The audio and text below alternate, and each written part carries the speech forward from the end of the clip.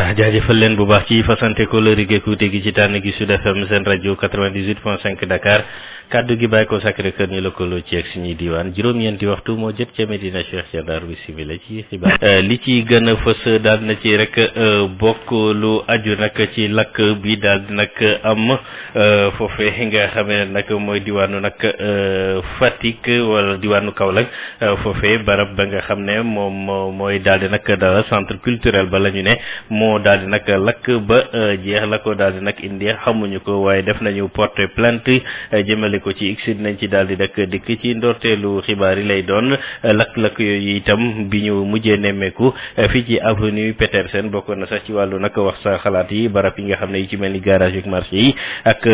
difficile accès ba ca daal di nag am ngir ñu daal di fay yooyu lay xeeti nag jëy cay faral di am dinañ ci daal di nag dikk Abdoulaye Wade ki fi nekkoon jiitu réew daal di dem nag nemmeeku barab ba nga xam ne moom la ñuy daal di tàggate ñooñ yi bàyyi ko nag ci parti ba mu daal di nag bokk mu nekk ci souterrain bu seen nag locaux yooyu ne ñeent fukki ci ay étudiants ñu ngi leen cay daal di tàggat yi ñi nag yàbbi yëkkatiwu ca kàddu moom ak Abdoulaye Wade waaye nag ñaawlu nañu ña fa teewoon rawatina ña fare assemblée nationale li nga xam mooy déclaration njiitu réew mi jëm ci suñu ñooñ ya fare foofee ca diwaanu nag Chine ñu jàpp ne nag aveu d'échec la wax nañu itam erreur ci wàllu communication la bay fàttali sax na Abdoulaye Wade doxeloon jamono waa Haïti ba ñu nekke woon ci jafe-jafe dinañ ci jukki ci biir xibaar yi lay daal di doon Sénégal sax dafa mel ni tontu daal nay jib ci mbir moome ndax ministre bi ñu dénk wàllu santé mu nga indi ay leeral ak i joyanti ci kàddu yooyu njiitu réew mi daal di nag wax ne nag nit ñi déggee wala nañ koy rek interprété moo jaarul rek ca yoon bi aju nag ci wàllu publication rapport bu Cour des comptes directeur bu SUTSES ñu daal di ko cay tuumaal mu ngi indi ay leeral nee na daal millions yu bari yooyu ñu wax nag buñ ko xaymaa yëpp dañoo dajale juróomi at yi moo tax mu daal di ni toll dinañ ko dikk ci ndaje ba mu amal tey jéeg taskatu xibaar yi Khady Sène moo ñu fa teewaloon dinañu desandi ak loi bi nga xam ne nag moo jëm ci wàllu péril plastique bi nee ñu ñaar fukki fan weeru avril lañ koy daal di nag doon dinañ teg ay sanctions yu doy waar waaye daal ñu yëngu ci wàllu wi la ñu daal di nag gis mooy échec beneen lañ cay séentu ndax nag matuwaay yi ñu war a jël ba noppi yëpp yembagul dinañ ci jukki beneen ponk wax sa xalaat bi lu mooy wàllu nag garage ak marché anarchie ba ca daal di nag am mooy manifestation yi ndar sax nañ fa dellu la mu xewee ca diwaanu Ziguinchor ak feneen naka ngeen ko jàngate ci kanam ñu jukki ci toftal ci yeneen i xibaar Soli Fati Alassane Wade dañoo fari ci sottandikukaay bi faram fànce gi neskis lay doon. Sud FM Sen Radio. Adama Ndione ci kàddu gi ñu doore ko visite bi président Abdoulaye Wade daal di def ci institut libéral bi ñu daal di nag samp ci sous-sol bu siège bu PDS ci VDN bi nekk na ab symbole nee ñu bu ñu sukkandikoo ci Pape bu soppi moom mi daal di lànk ne sax du def benn déclaration waaye responsable yi fa daal di nag teewoon xam le nañ ne ñeen fukk ci ay ndaw ñu ngi leen di nag tàggat ci wàll woowule bu ñu sukkandikoo ci directeur ba ñu ko dénk di Malick Dieng ñu teewlu ci Amadou Moustapha Dia.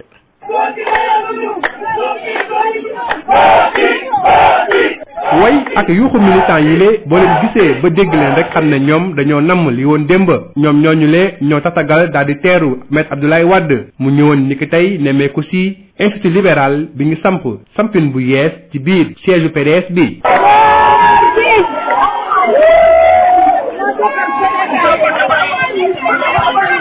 Abdoulaye Wade wàcc ci oto bi sol grand mbubb bu weex ak mbaxane mu weex mi le daal di dugg nemme ko ci institut bi ci gis-gisu ki nga xam ne moo di Marie Sow Ndiaye di député libéral donte sax te yëkkatiwul benn kàddu lu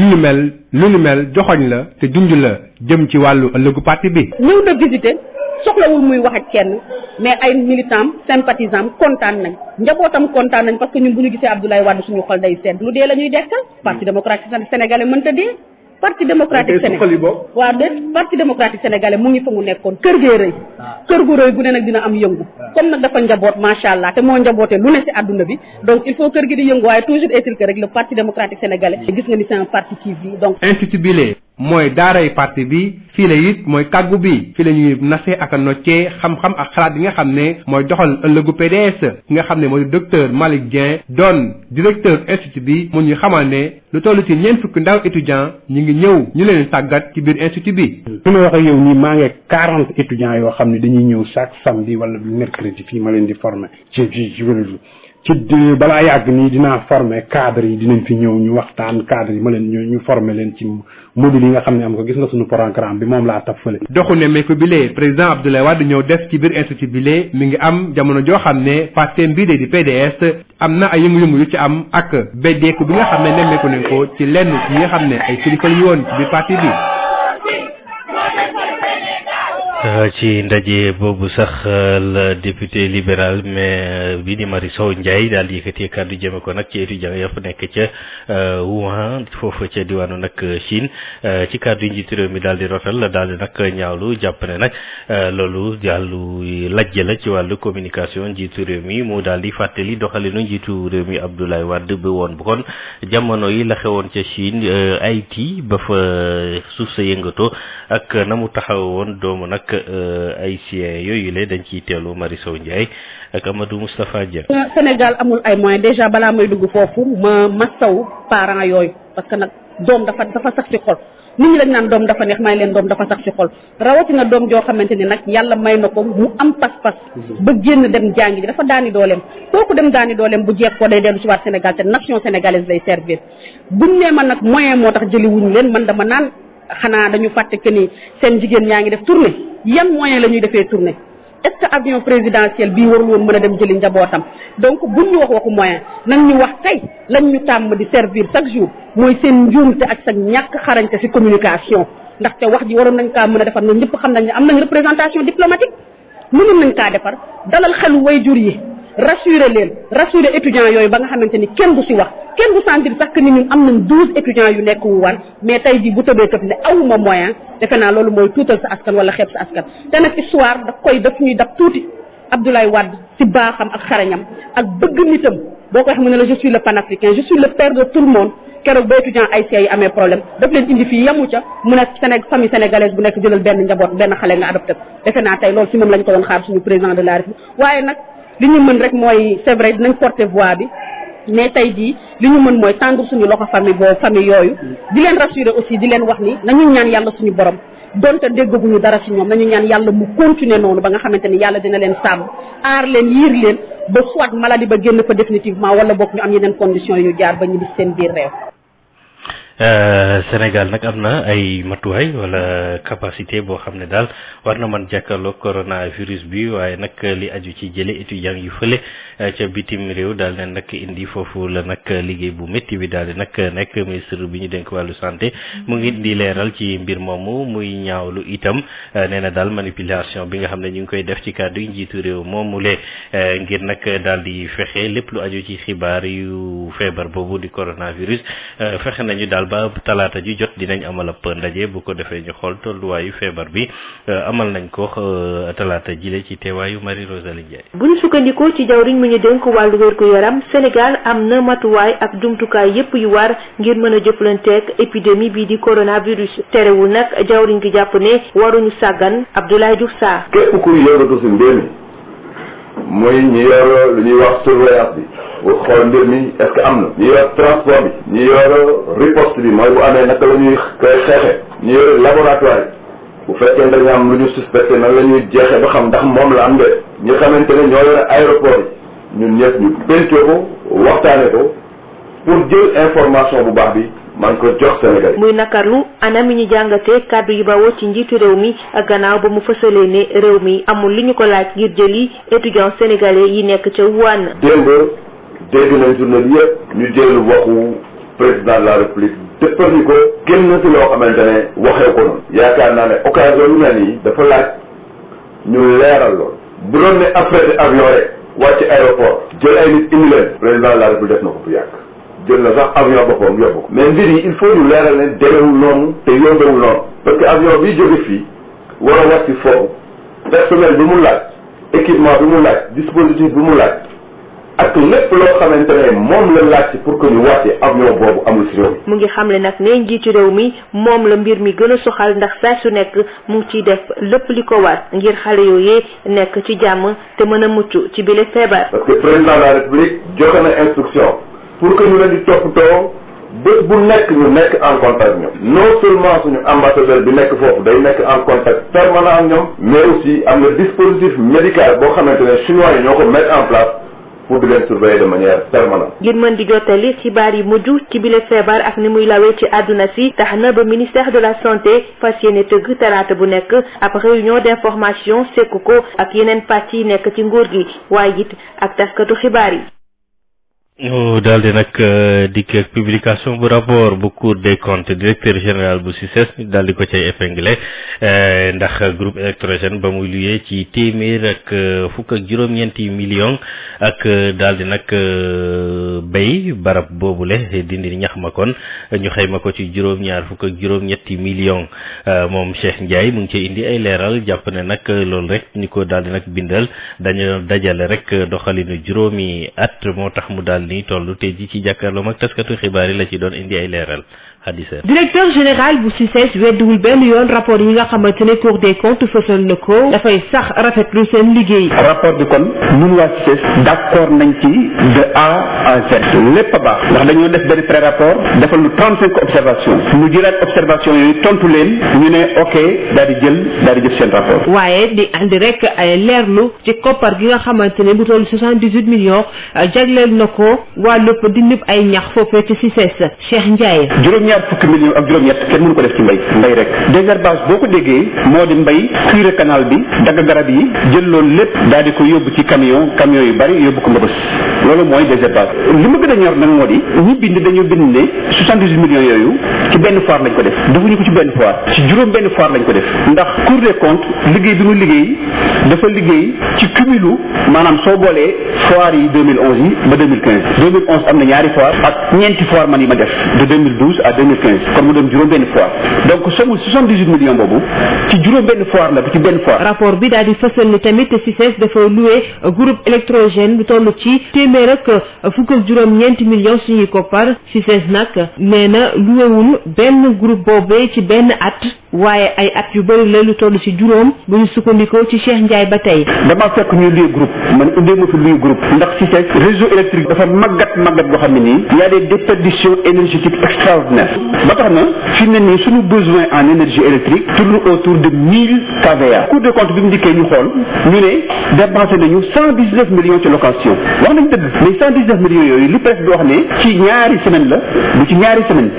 mooy benn foire mais ci juróom benn foire la ñaar 2011 ñeent ak man loolu aussi bëgg naa ko jubbanti te le prix de kVA ñii lieu groupe bi ñoo la koy imposé. mu ci doon ne CICES mënagul jënd li di groupe électrogène naam sax fi mu nekk nii kër ga mu ngi naat taxul nag bépp digle bi nga xamante ne waa Cour des comptes def nañ ko dinañ ko jëfee tàmbali nañ ko sax buñ sukkandikoo ci DG bi nga xam ne nee na fépp fuñ ko woo dina daal di wuyu ji. Khady Sène ñu daal dikk nag ci fonction publique locale bi ñu bëgg rek jëfe waaye itam wut ab cadre boo xam ne ci wàllu charte lañ koy daal di nag teg bu ko jëfee lan leen war ci doxalinu seen banqaas yooyu ñu mën a jàppandal yu bokk na ci ponk yu am solo yi nga xam ne commission décentralisation ak territorialisation bu politique publique bi nga xam ne moo yore wàllu comité et pilotage bu dialogue national bi fas yéene nañ ko yóbbu ca plénière bi ñuy validé seen TDR yi foofu ci àllarba ji ci assemblée nationale Birama Ndiaye. souvent lim bi maanaam nombre étudiants yi dafa bari waaye ba nga xamante ni entreprise yi barewuñu nu di toll ou bien lu leen mën a accueillir ñu def ces stages de sorte que stage bi il faut que ñu comprendre que waxtu jàng la waxtu jàng mooy lan waxtu bu nga xamante ne étudiant bi dafay jàng classe li mu jàng ba pare mais ñu ne ko jógal nga dem ci entreprise bi xool loolu naka la ñu koy organiser naka lay amee ci wàllu liggéey bu fekkente ne amuñu entreprise boo xamante ne mën na jël xale bi. kon ñu daal di jéggalu ci élément boobule ñu soxla woon Birama Ndiaye doon àddu nag ci li aju ci fonction publique locale ak cadre bi nga xam ne moom la ñuy teg ci wàllu yoon ak dotation yi leen di jébbal ba tax na ñu bëgg koo tënk ci wàllu nag ndaje ba ñuy amal ngir ñu daal di koy valider ci assemblée nationale dinañ ci dellu siwaat kon ci suñu yeneen ni jotaayu xibaar Sud FM seen rajo juróom-ñeenti waxtu daal di tegal fukki simili ak juróom. xibaar yi Adama Ndione. culturel bi artiste yu île bu Saloum dafa lakk bu métti moo fa daal di nag dal dégâts matériels yi daal di jéggi dayo ñu ngi ko daal di nag tabaxoon ngir wàllu aada ñu gën ko rek suqali xeex itam li nga xam ne mooy ñiy faral di tukki dem bitim réew ñu gën koo xam ci mbëkk mi ak yi nga xam ne dañ leen teel a maye sëy artistes yi nag mer nañ ci ba porté nañu plainte jëmale ko ci contre X enquête nag ubbi nañ ko waa gendarmerie ñoo ko daal di def kenn ci membre yu centre boobu di Amadou Sarr di ci indi ay leeral ak Ngor Sarr. ñun dañoo amoon benn centre culturel boo xam ne ça appartient à toutes les villes du Saloum di dafa lakk c'était la ruine catastrophe la woon quoi dara desu fa foofu dara desu fa dara tous les villes du Saloum ñi nga xam ne ñoom ñoo nekk ci Dandu les villes du Saloum ñoom ñoo bokkoon centre culturel bi artistes yi nga xam ne que ça soit les artistes comme les femmes les jeunes ñoom ñoo ko moomoon mais siège bi ñu jël ko nag ñu def ko fi ñoo joor léegi di am par exemple ay ateliers yoo xam ne bu lañ ko doon def ay répétition pour que ça soit rapport yi que ça soit ñi nga xam ne ñoom ñooy def peindre que ça soit ñi nga xam ne ñoom ñooy def ay yeneen facteur voilà artistique wala ñu doon nekk dëkk bi di ñëw foofu ñu def foofu ay œuvre d'art yu bëri ñu am foofu benn atelier ñaari atelier yoo xam ne dañ doon dessiné di def ay tableau d'art tubaab yi di bay ñëw di contribuer aussi au développement artistique des îles du Saloum ñun dañoo xam benn slogan boo xam ne mu ngi tudd Jànkama Jàng ça veut dire je vais étudier loolu lañ amoon même le centre culturel qui était en partenariat avec le lycée de Niodior même ndax boo gisee Sénégal fii mën naa ne les îles du Saloum sont plus confrontés ñoom ñoo gën a sonn immigration clandestine les artistes yi ñu ñëw bi xel boobu ñu ne il faut que ñu def benn siège boo xam ne ñu xaar autorité ñu xaar kenn il faut que ñu defal ko suñu bopp mun a xeexal ak suñuy ràpp pour immigration clandestine bi mu doon loo xam ne même bu mënta dàgg ñu réussir ci 95% voilà que suñu déglu mën a jàng concentré wu xale yu jigéen ñoo xam ne dañuy teel a marié ñoo xam ne xale yu góor ñoo xam ne ñoom ñooy dem Espagne tàppaleen mun a bàyyi phénomène boobu bàyyi xale yi ñu jàng ba ci kanam ba am seen i bac wala xam nga seen i licence loolu nekkoon suñuy priorité. beneen lakk mooy fii ci avenue bu Petersen foofu nag commerçant yi ñàkk nañu lu bëree bëri ci wàllu nag koppar ay millions yu bëri kon bokk na ci li ko yokk nag mooy lu neex waaye rek daal di samp ab barab mu nekk wàllu anarchie boo xam ne taxoon na sax sapeur pompier yi mënuñu woon jot fi lakk bi nekk ngir daal di koy fay commerçant yi di ci artu ngir ñu daal leen wutal beneen barab Aïssatou Gueye Ba. fii ci Petersen nag boo yegsee daanaka ay marchandises yu yàqu nga fi fekk boole ci camion bu chargé di rek liggéey ngir dindi yàqu-yàqu yi fa nekk.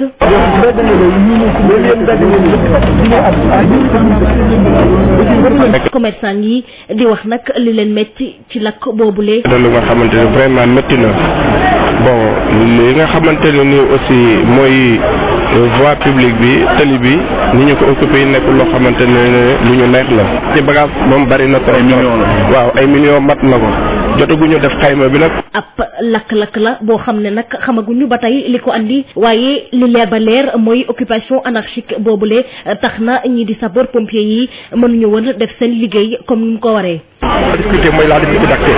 accès bi moom métti parce que fi ñu war a jaar ba yegg si déjà mooy problème bi heureusement que débrouillé nañ ba yegg si ba fay lakk bi mais dégâts yi quand même yéen ñoo ko constaté dafa war a dàq parce que sax mu war a dàq mooy bois bi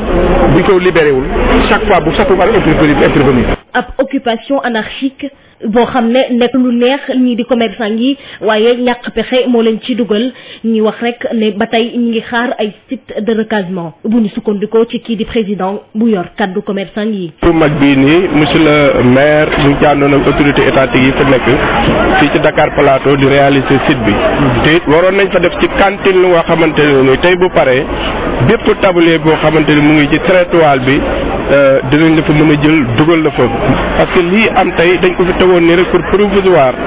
le temps cantine yee pare ñu jël ñu dugal ñu cëpp. lu ci mënta am pex la ñuy xaar bu ñu sukkandikoo si kii di sous-préfet bu Dakar Plateau. buñ moo tax maire ci boppam jël site bi pour recaser commerçant yi je crois bu amee nekk bi dina rafet ku nekk di nga jaay si jàmm kenn du gêné kenn ba pare ñi nga xam te ne ay commerçant lañ mën na seen liggéey tablier yi nekk si biir mën na seen liggéey ñu libéré les boîtes d'accès.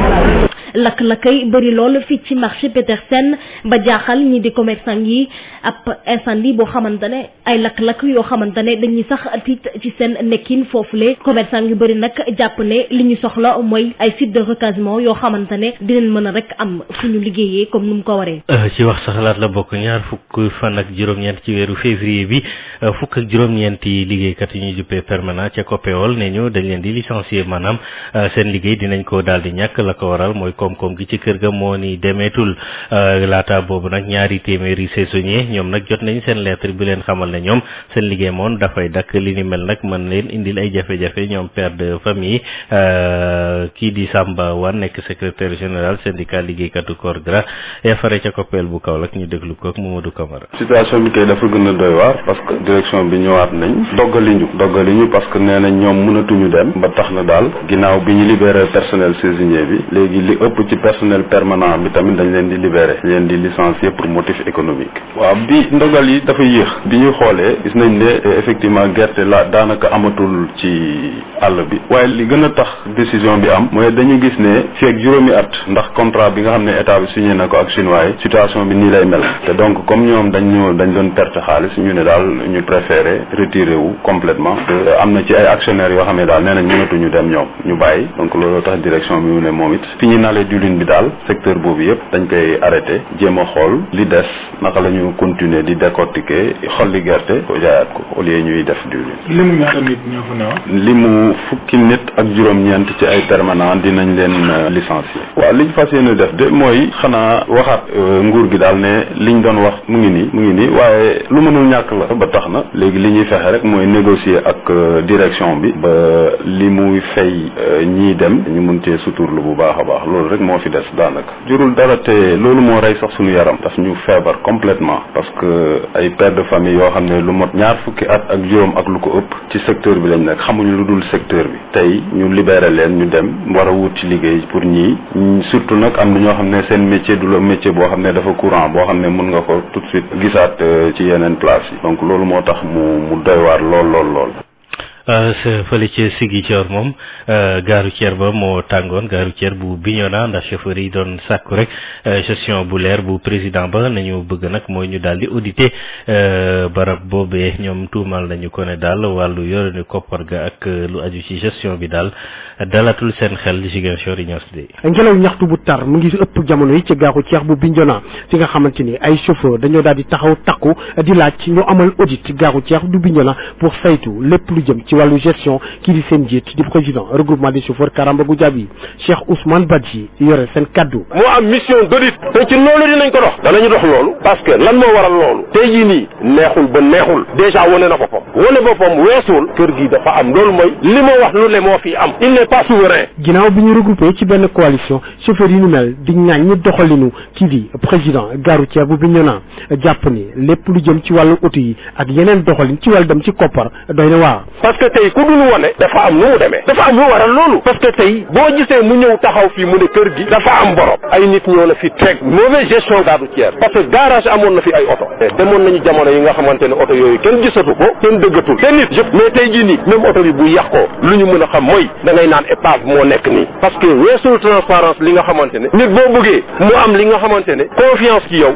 foo toll fu ne na ngeen dox ba pare ngeen bañ a nëbbantoo lenn mel ni loolu doyul chauffeur yi ni mel di laaj ñu taxawal règlement intérieur ci biir gare routière bi. xar dafay wees mbote bu ñu jaaree fi nga xamante ne foofu dafa am xaaxaam bay jaaraat foofu war ngaa jël beneen yoon ci change de fusil d'épaule donc loolu moo waral lool ñu ne ko pour ñu defar suñu règlement intérieur bi baaxul assemblée moo ko war a fan parce que musul am règlement intérieur mais amuñu fi règlement intérieur ñoom ñoo toog ci bureau bi ñu ne loolu règlement intérieur loolu c'est pas un règlement intérieur. ginnaaw bi ñu laajee tontu kii di président gare routière bi Karamba Goudiaby ak ñaxtu yi ñu teg ci ndoddam jàpp na ni ci waxtu wala fan yi ñuy dëgmal dina tontu chauffeur yi ni mel coow li bëri woon na sax te mbir mi mënoon naa jéggi dayoo ginnaaw président bi doon jéem a interdire ndaje chauffeur yi ni mel. ndax la mais kii moomuñu dañoo bëgg mu xam ni moomuñu ñu nekk simple président on est des membres. Ziguinchor Ignace Ndoye Sud FM. mënoo ñu interdire ñu def fii suñu ñu daal di dem Ndar foofu itam coow li ni mel moo fa daal di nag am bi yoon nag tax na au commissaire bu OMVS ak secrétaire général bu Senelec daal di dem visiter ji foofu ca centre documentation ak recherche bu OMVS ak agence bu Senelec ba ndax ñaari bâtiment yooyu yëpp dañ ko tëjate woon am ab beneen bànqaas boo xam ne dañ ko daal di nag lakk manifestants yi ñoo ko daal di nag def gannaaw seen jàkkaarloo ak force de l'ordre yi ñoom nag ñëwoon nañu ngir teg bët li nga xam ne yàqu-yàqu la te nappkat yi daal di koy def ñoom ñi nga xam ne dañuy sàkku seeni licence de pêche ñu daal di ciy jot. Saint-Louis Yves Tendeng. naam jàmm ak daal dellu si na fii ci Ndar ci ëllëgu jàmmaarloo ci diggante nappkat yi ak ñi nga xam ne ni ñooy alkaati yi waaye teewul ñoom ñi lee daanaka ñoo ngi wéy di saytu kaarange gi foofule ci pont Moustapha Malick Guèye fi nga xam ne ni tëjoon nañu tem bi ak digg bi ci bisu alarba gi muy ay jàmmaarloo yi nga xam ne ni juróon na ay yàqu-yàqute ci bërëb yu bëri fii ci Ndar bokk na ci centre de documentation et des archives bu kuréelu OMVS fi nga xam ne ni au commissaire bi di Ahmed Diane Séméga ñëwoon na fa nemmeeku ci yàqu-yàqute yi kii di Babacar Diong ñi jiite bile bërëb moo taataan ay kaddu am. sentiment bu ñu allumé mooy sentiment tristesse donc manifestation yi comme ni ngeen ko gisee depuis démb ba tey yàq nañu bëri ci centre bi mais comme ni nga ko waxee archives yi donc ont été réservées donc la salle des archives jotuñu si dugg ba taal ko fu ñu dugg ba taal ko mooy bibliothèque bi nga xam ni documentation scientifique et technique lañu denc foofu. mais bâtiment bi yàqu na moom. bâtiment bi moom yàqu na matériel yi yàqu na amatuñu ordinateur amatuñu bureau amatuñu dara amatuñu chaise amatuñu fauteuil amul daal amatuñu condition yi mën a permettre ñu travailler. muy nakar gi ñu daal di nemmeeku itam ci kii nga xam ne ni mooy secrétaire général bu Sénélec di Moussa Dieye mi nga xam ne ni ñëwoon na ak délégation bu takku ngir nemmeeku si yàqu-yàqute yi ci biir agence régionale bu Ndar. parce que li ngeen xaw seel yi ñëpp gis nañ ko démb ñu it ñoo ngi ko doon suivre mais mënuñu fi woon dara li xaw mooy sunu agence bii nga xam ne boole nañ ko si agence yu gën a am importance yu gën a bees ci Sénélec nga xam ne Sénélec bi ñu ko yàqalee ay agence am 2011 dañu toog ñun ñëpp xool suñu biir ñu leen doon soppale ñu def 1 milliard fii si agence bi ñu yàq ko une première fois tey aussi ñu yàqaat ko affaire boobu nag jaaxal ñu. ñoom ñaar ñilee daal di sukkandiku ci bileb tukki ngir ñaax askan wi ngir ñuy bañ a dal ci yile bërëb nga xamee ni daanaka seeni moomeel la ki doon jokkoo ak yéen fii ci Saint-Louis Yves Tendeng Sud FM. Yves Tendeng ñu daal di nag ñëw ak loi bu bees bi daal di aaye musibam plastique mi ci mim réew ne ñu ñaar fukki fan weeru avril lañ koy daal di nag amal gouvernement bi nag xam ne ay matuwaay yu am solo ci wàllu daan dinañ ko daal di nag jël waaye spécialiste yi ñi ci seen xam-xam màcc la ñu gis daal mooy mbir mi toggaguñu ko ba mu ñor ay rëq-rëq rek lay jur Isaña. ay mbuus fépp saa su ne boutique marché ca bopp koñ yi kaasu café yeeg mbuusu ndox yi donte dañ ko tere gouvernement bu Sénégal jël loi bu yees boo xam ne dañuy gën a taral daan yi ngir mën a xeex ak mbuus ak jëye yu muy jur loolu dañu ko door appliqué ñaar fukki fan ci weeru avril bi ñu dëgmal waaye lu leer ba leer jamono yi moom mooy lépp taxawul ngir gouvernement bi jot ci li mu bëgg ci àpp bu mu ko tëralee du rek teg ay daan moom mooy jur njëriñ waaye faaw ñu xool nu ñuy fexe ba indi ay coppite ci doxalin yi ak na ñuy dundee professeur Adams Tidjani moom moo créé institut buy jàngale ci wàllu environnement. ñu ragal ni bu ñu eggee le 20 avril même situation mooy am comme bu ñu voté woon loi bi si bu njëkk bi il faut ñu xam ne pour ñu bàyyi plastique kooku changement de comportement moo di ne ko nit bu nekk booy dem defi sa course da ngay yóbbaale sa benn sac boo xam ne maanaam li mooy sac réutilisable boo xam ne yaa ngi koy denc sa kër saa yi boo demee def course nga yóbbaale ko pour ñu forcer nit ñi ñu indi seen propre sac am na système boo xam ne mën na ne ku indi saakam dina mën a may ay points wala ñu am système boo xam ne si magasin yi nga xam ne da ngay louer sac bi donc yooyu yëpp il faut que ñu xalaat ko parce que tey jii bu ñu yaakaar nañ ne sac en papier mooy remplacer sac en plastique yi sac en papier tamit dafa am benn impact dafa laajte ndox te dafa laajte nga am sa àll te dama ragal ni tey jii ak plastique bu ñuy tere c'est sûr que dina am contrebande dina développé. naka ak ci yan anam la ñu mën a indi ay coppite ci kaasu café yi ñuy jëfandikoo di ko sànni muusu ndox yi nga xam ne ay junni la ñuy jaay bés bu jot xalaat bi am na lu ci des loolu la professeur Tidjani wax. boo jëlee mbuusu plastique si ndox yi ñëpp xam nañ tey jii ñu ngi dimbali taximaan yi dawalkati oto yi foo taxaw ñu nga jaay mbuus loolu vraiment am na solo léegi mbuus yooyu lan lañ ko mën a remplacer wala kaasu plastique am na kaas en papier mais loolu dafa cher léegi lan la ñu mu remplacer mbuusu plastique donc yooyu yëpp tubaab yooyu yëpp il faut que ñu toogaat gëstu ko waxtaan ak acteurs yi. dogal yu yees yi ak bëgg-bëggu gouvernement bi ne danañ ko appliquer te du am benn xarma yàlla dalalul xelu ñi nga xam ne ñoo ciy yëngu ndaxte ñi ngi fàttaliku ne gouvernement bi am na ay loi yeneen jumtuwaay yoo xam ne yàgg na kaa jël waaye ba tey jii jurul benn njëriñ. jërul njëriñ li nga xam ne ñooy jaay wàllu sachet plastique yooyu la nekkee marché Castor ñoom nag loi bi ne ñu daal bañuñu ko mais ñu ngay woo autorité ñu daal di nag fexe matuwaay ca war ñu daal di koy jël aji Fatou Bari. plastique kenn dootu ko utiliser fii ci Sénégal bu le 20 avril bi ñu jëm jotee bi la mbir Ousmane Diané kontaan na ci moom moo jiite ñi nga xamante ne dañuy jaay plastique. su fekkee nga xamante ni comme ñoom la ñu waxoon loi bi mu votoon 2015 ba léegi loolu mooy continuer ñun on est entièrement d'accord avec lui. muy lan mooy mbuus bi nga xamante ne mooy faible méconnaissance bi ñu bàyyi ko loolu mooy dëgg parce que ñun xam na ne mbuus bi comme ni ma ko waxee mbuus bi bu gaaw a say day yàqu. ci boutique am bi nekk ci marché Castor ay téeméeri paquet yoo xam ne plastique dañ ci fekk ñu daal di ko exposé ci yooyu les marchandises nag mu daal di ci boole ay tâches yoo xam te ne dañ ko defee carton lépp rek ngir fexe topp ak bi kilifa yi dogaloon te mu jëmoon ci loi boo xam te ne dañ ko voté woon ci atum 2015 muy tere lii di wàllum plastique mi. ñun en tant que acteur ñun bokk nañ si ñu koy xeex parce que c'est vrai que am na ba léegi benn yu koy indi mais ñun si ñu koy xeex ñun si lañ bokk parce que ñun ku ne xam na ne faible méconnaissance bi du gaaw a say de da yàq environnement bi. sëñ bi Diané nag di leeral ne bu ñu bëggee gagné bi les combats faaw ñëpp duggoo ci seen loxo. fi ne képp koo xamante ne nii dëppoo ak li yoon wax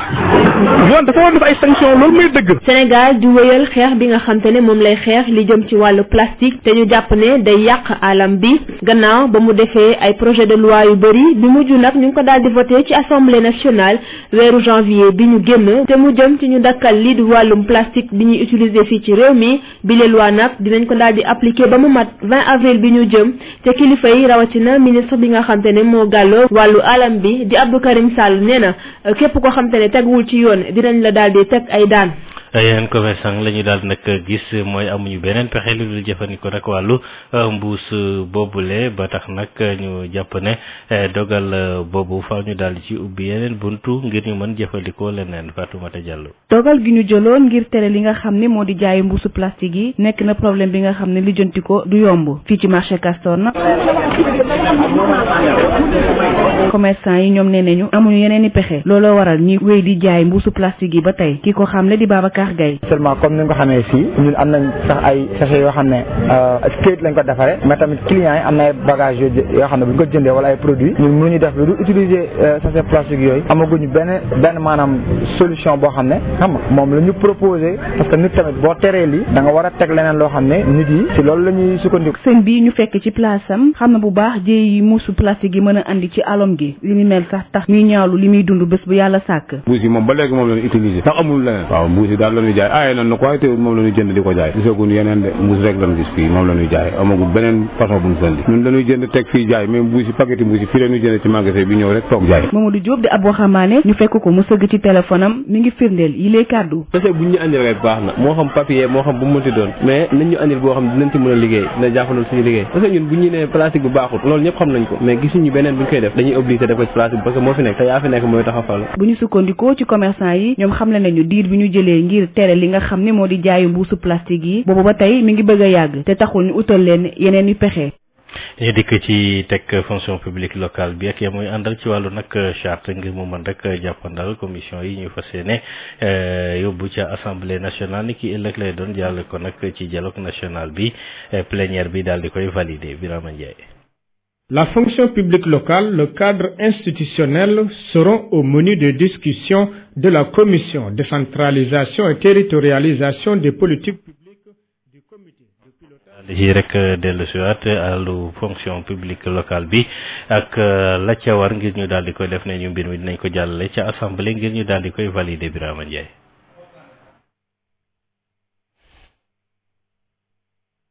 Et voté depuis 2011 et jusqu'à lii di fonction publique locale cadre institutionnel yooyu yëpp dina doon yoo xamante ne dinañ ko waxtaane ci commission bi gàlloo lépp lu jëm ci wàllub décentralisation ak territorialisation des politiques publiques te mu bokk ci comité de pilotage bu dialogue national ki nga xamante ne naka xam-xamam dafa màcc ci wàllub décentralisation di Amadou Sène Niang moo ngi xamle ne gisul njëriñu commission bile ndaxte lépp doon na loo xamante ne daal di woon nañ ko waxtaanee. gis ci jafe-jafe ba génnee lu koy saafara mu jëfee saafara yooyu bi si topp mooy président de la république moom si boppam nangu woon na si wàllu koom mu yokk xaalis bi nga xamante ni mooy jógee si état bi te jëm si maire yi te yoon moo ne gannaaw dafa yanu woon ay sañ-sañ moom état yan ko léegi gox-goxaan yi na leen jox xaalis buñ koy mën a yoree xaalis boobu néewul lu néew lool ñu daan ne ko ñëpp nangu ni ba moom président mu nangu ni mun war nañ ko yokk kon waxtaan amatul foofu nañ ko yokk kel topp fonction publique locale nekk problème boo xamante ni loi la boo voté nañ ko depuis 2011 jëfe ko rek a si des te mu nekkoon fexe bi gën a baax si li nga xamante ni moom la acteurs yi jàpp si nu ñuy fexee ba ñi liggéeyee si mairie bi ak nit ñi nga xamante ni ñoo ngànk gox yee goxaan yi mën a nekki yu baax am diplôme yu baax ñu mën leen fay yu baax ñu mën a liggéey bu mucc ayib ñu am métier yi nga xamante ni moo war si maire yi loolu lépp ñu xam ko teg ko ne ñëw leen ñu waxtaan loolu laa ne naxee bàyyi la li ñu war a def kañ mooy